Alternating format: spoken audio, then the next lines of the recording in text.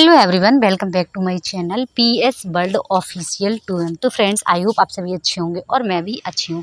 तो फ्रेंड्स, आज की वीडियो में मैं बात करने वाली हूँ 69,000 शिक्षक भर्ती सुप्रीम कोर्ट से बाहर यानी कि विवादित है। और 69,000 पूरी शिक्षक भर्ती क्या परीक्षा रद्द होगी?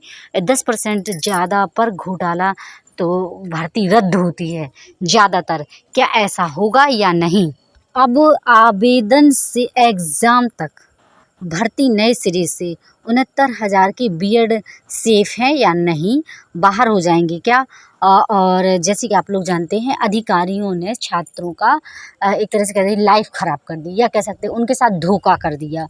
तो चलिए वीडियो पर बनी रहिए, बहुत सारी बातें करेंगे स्टेप बाय स्टेप। तो सबसे पहले, यदि आप भी 69,000 में शिक्षक हैं तो भी आपके लिए ये वीडियो है, और यदि आप नहीं हैं तो भी आपके लिए ये वीडियो है, क्योंकि आप लोग यदि शिक्षक भर्ती की तैयारी कर रहे हैं, एग्ज़ाम की प्रिपरेशन कर रहे हैं, तो आपके लिए अपडेट रहना बहुत ज़रूरी है। चलिए तो वीडियो पर बने रहिए।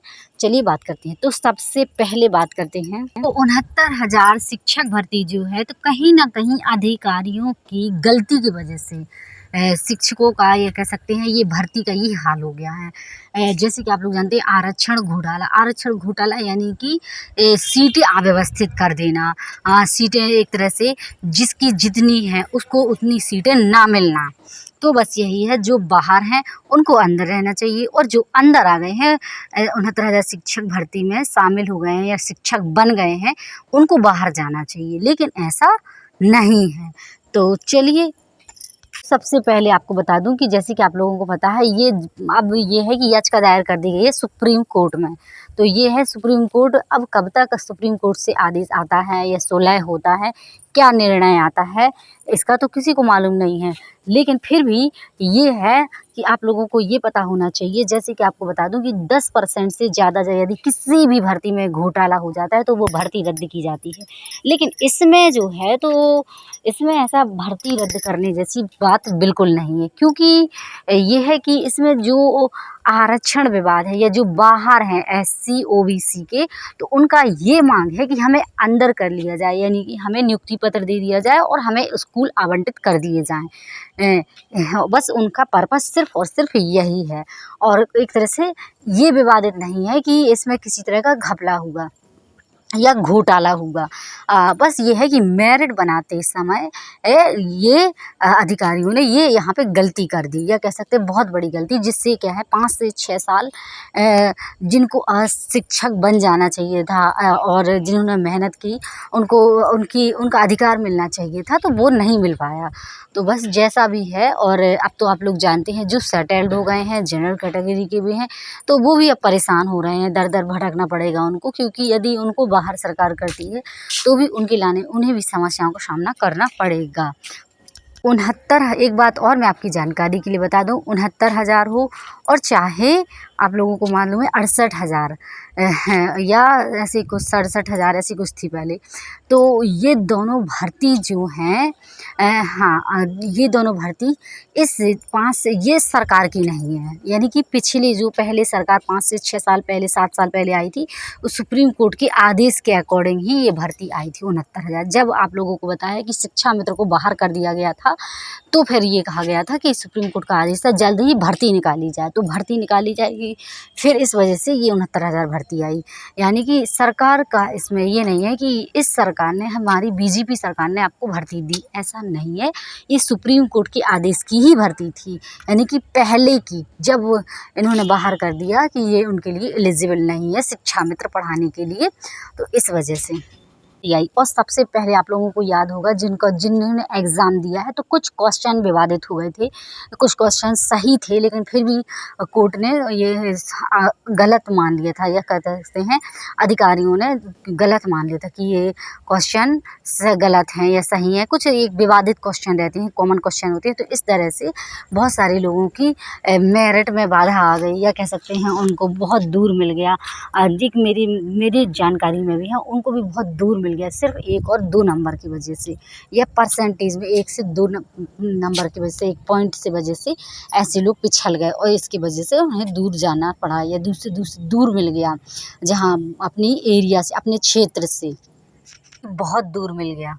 यही है कि अब जो लिस्ट थी, जो लिस्ट बनाई गई थी, तो उस लिस्ट का ये है कि कहा गया है, हाई कोर्ट का आदेश आया था कि इस लिस्ट को रिविजिट किया जाए और दोबारा लिस्ट तैयार की जाए और जिनका जो अधिकार है या जिनका जो सिलेक्शन हो चुका था आरक्षण का पालन किया जाए।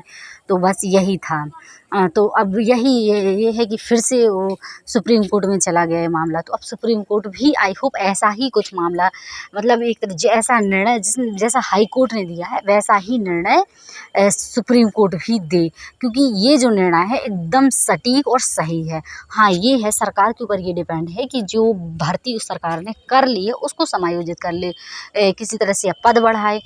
यदि पद बढ़ाती है तो फिर इसमें ये दिक्कत हो जाएगी कि जो पहले से स्टूडेंट आना चाहते हैं प्राइमरी में तो वो ऐसे पद वो हो जाएंगे, और बल्कि सरकार नई भर्ती निकालनी ही पड़ेगी क्योंकि इसमें वैकेंसी खाली हैं और पद बढ़ाने ऐसे कुछ ना कुछ अब सरकार बीच का रास्ता निकालेगी जैसा भी हो।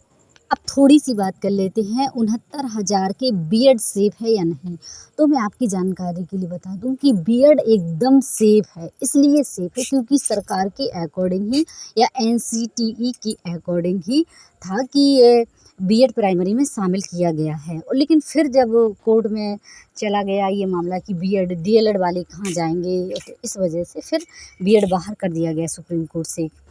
तो ये जो हुआ ये बाद में हुआ। 69,000 शिक्षक भर्ती पहले आ गई थी और उससे पहले पूरा उसका जो वो था तो निर्णय आना था या कह सकते रिजल्ट बनना था या पेपर होना था, और जो नोटिफिकेशन आया तो सबसे पहले ये सारी प्रक्रिया पहले हो चुकी और मेरिट लिस्ट बनके फिर इसके बाद में ये हुआ कि बीएड बाहर हुआ। इसी वजह से मैं आपकी जानकारी के लिए बता दूं कि मैंने भी बीएड कर लिया था कि बीएड प्राइमरी में शामिल है और इसमें जगह ज़्यादा आती हैं, जगह ज़्यादा आती हैं तो मौका मिलेगा। इस वजह से मैं नहीं, ऐसे बहुत सारे लाखों करोड़ों की संख्या में हैं जिन्होंने सिर्फ़ और सिर्फ इस वजह से बीएड किया था कि हम प्राइमरी, जूनियर, टीजीटी, पीजीटी और सभी में हम शामिल हो पाएंगे एलटी ग्रेड में।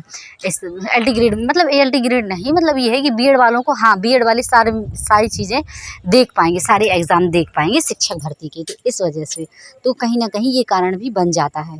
अब ऐसा नहीं है, डीएलएड का जैसे आप लोग जानते हैं सुप्रीम कोर्ट से बाहर कर दिया सुप्रीम कोर्ट ने, और जिस समय से बाहर कर दिया उस समय के बाद कोई भी नोटिफिकेशन आए कुछ भी हो तो वो बाहर ही है सभी राज्यों के। कि आप बिहार का ही देख लें, बीएड प्राइमरी से बाहर कर दिया गया था, लेकिन जो बीएड वाले थे प्राइमरी में उनका एग्ज़ाम कराया गया, यानी कि जो बीएड वाले थे और उनका एग्ज़ाम था प्राइमरी में तो उन्होंने एग्ज़ाम क्लियर किया और फिर उन्हें बाहर कर दिया गया। इसी तरह छत्तीसगढ़ में भी हुआ बीएड प्राइमरी में।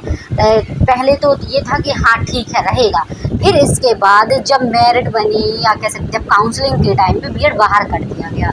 इस तरह धीरे धीरे सुप्रीम कोर्ट का आदेश है तो इसलिए सभी राज्यों में उन्हें सभी राज्यों को मानना ही पड़ेगा या उन्होंने माना ही है। और जैसे कि अब बात आती 69,000 की, तो 69,000 में ये गड़बड़ हो गई कि ओबीसी और एससी वालों के जो नंबर अच्छे थे उनको मतलब अपनी लिस्ट में आना चाहिए, जैसे कि आरक्षण रहता है अपनी अपनी सीटों में, और जब ज़्यादा उनके नंबर आ जाते हैं या अधिक नंबर आते हैं तो वो जनरल फाइट करते हैं। तो इस तरीके से उन्हें जनरल फाइट नहीं कराया गया, उन्हें अपनी कैटेगरी में रखा है। कुछ को कराया गया जनरल फाइट, कुछ को अपनी ही कैटेगरी में रखा गया। तो इससे क्या हुआ, भी बहुत अधिक प्रभावित हुई। वीडियो बड़ा हो रहा है।